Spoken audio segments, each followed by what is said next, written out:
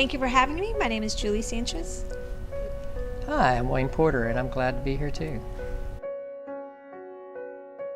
About 4 to 5 years ago, George Sarametis, who's a pediatric urologist at Dell, was talking to me, and I said, I'm sure looking for things to do when I retire. And he said, don't worry, I'll give you plenty. So he said, let's start a group. And so we started a group called Dell Children's Surgical Global Outreach, and we are now doing 2 trips a year to Guatemala, and it's a really fun, good group of people to work with.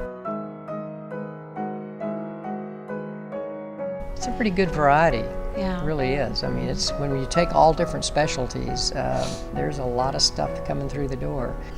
We've done very routine hernias. We've done small bumps and lumps, gallbladder surgery. We did that laparoscopically, and that went extremely well. We've done very extensive orthopedic surgeries, mainly of dysplastic hips, that children are born with congenital hip issues that we've been able to go down there and do and repair. And those are probably one of the most challenging surgeries that, are definitely very difficult to do, and you got to support them through that surgery, and that can be scary for these guys. Yeah. But we've definitely have done very complicated things.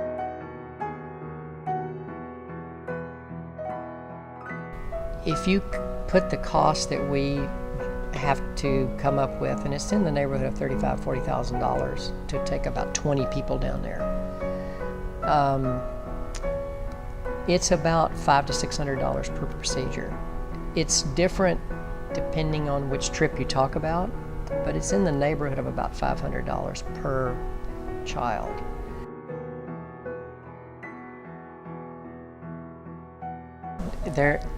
There's an endless supply of children that need these procedures that will never have these procedures unless groups like ourselves go and perform the procedures. The nice thing about our group is we're coming out of a full-service children's hospital that provides all specialties. So we are able to do all types of surgery for these kids. So we ask them, what is the greatest need for you right now?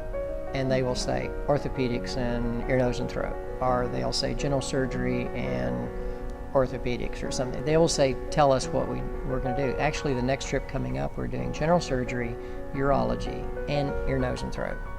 So all 3 specialties will be going 1 per room. So we just do the kids that they present to us.